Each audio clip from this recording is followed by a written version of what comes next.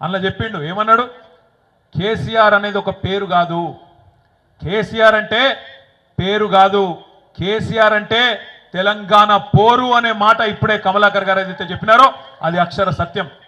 కేసీఆర్ ప్రతి మాట ఒక తూటా లెక్క వేలింది తెలంగాణ ఉద్యమంలో.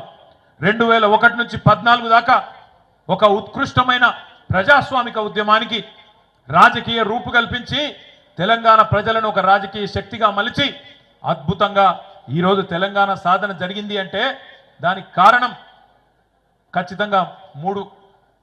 ఒకటి కేసీఆర్ నాయకత్వం, రెండోది విద్యార్థి అదేవిధంగా పోరాట వీరుల అమరత్వం, మూడవది కాంగ్రెస్ పార్టీ కర్కశత్వం.